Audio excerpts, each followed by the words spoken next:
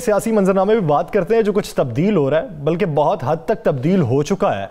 तो मियां नवाज शरीफ साहब भी नाराज दिखाई देते हैं, तो उनकी नाराजगी का सबब क्या है? उन्होंने पाकिस्तान मुस्लिम लीग नून के रहनुमाओं को पैगाम क्या भिजवाया? मेरे पास इतला है जी कि आज जैसे मियां नवाज शरीफ को ये इतला मिली कि पीडीएम की एक बड़ी जमात छोड़ के चले गई।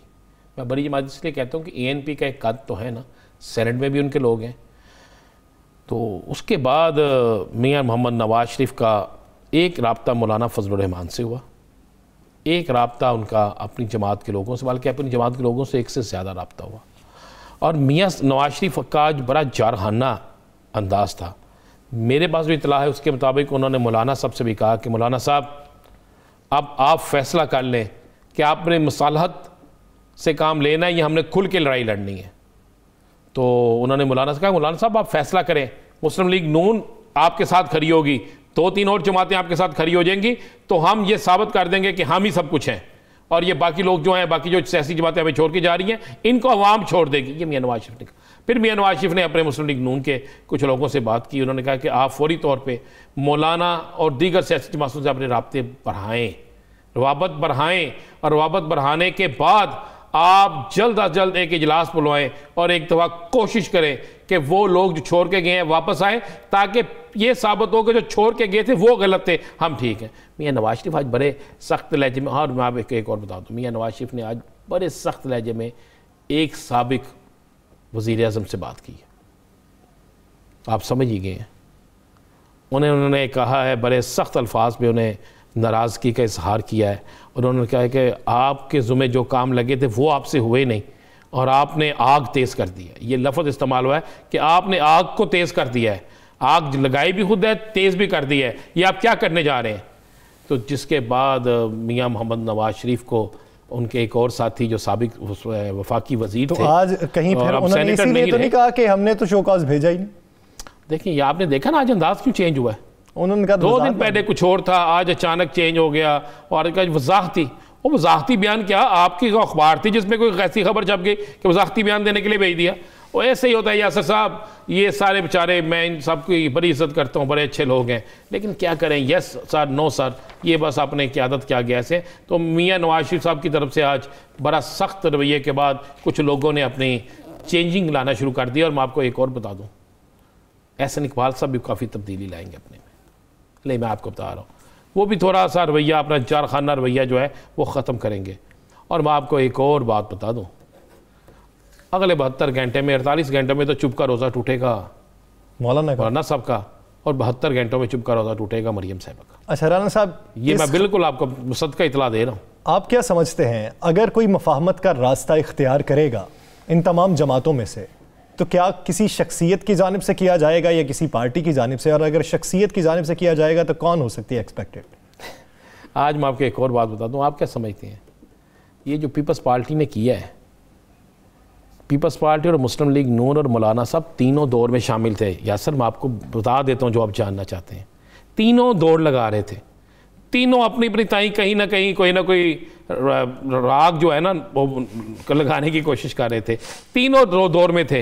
अब तीनों को पता था कि कौन कौन इस दौर में शामिल है।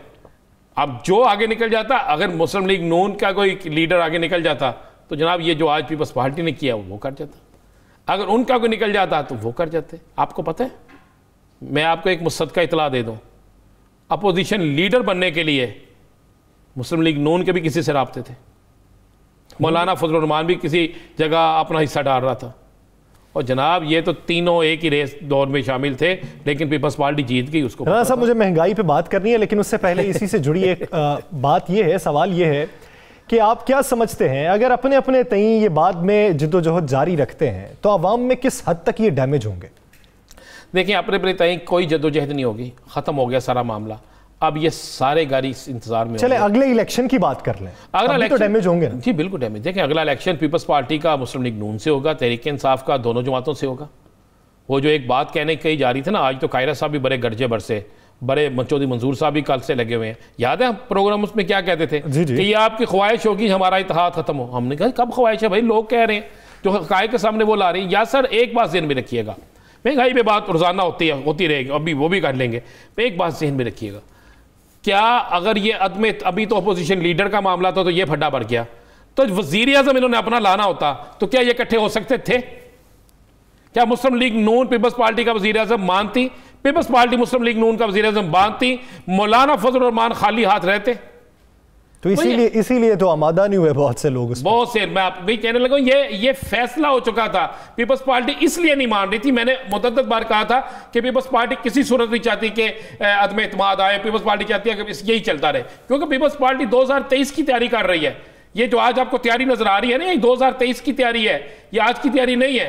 पीपल्स पार्टी आइंदा आने वाले दिनों में नए इत्तेहाद की तैयारी कर रही है, मुस्लिम लीग नून को तनहा करने की तैयारी कर रही है, और मुस्लिम लीग नून जो है वो कोशिश कर रही है कि मैं मौलाना फजल रहमान के साथ मिलकर, कुछ बलोचिस्तान की सियासी जमातों से मिलकर हम अगला एक इंतहाबी इत्तेहाद तैयार करें। देखते हैं कि ये जो सफ बंदी अब नई सिरे से जारी है, उस सफ में कौन कौन खड़ा दिखाई देता है और ये इत्तेहाद कितना मजबूत है। एक और मैं आपको बड़ी खबर देता चलो। जी जी जी। मियां मोहम्मद नवाज शरीफ 10 तारीख को खिताब कर रहे हैं, डस्का के इलेक्शन वाले दिन। हाँ जी, खिताब कर रहे हैं अपनी पार्टी से, और उस खिताब के बाद बहुत सी चीज़ें नहीं आएंगी। और डस्का के इलेक्शन के हवाले से मैं आपको ये बता दूं कि डस्का के इलेक्शन के हवाले से जो प्रोपोगंडा चल रहा था ना, वो प्रोपोगंडा नहीं था जनाब। सिर्फ डस्का के इलेक्शन में हमजा शहबाज ही नज़र आ रहे हैं, हमजा शहबाज ही नज़र आएंगे।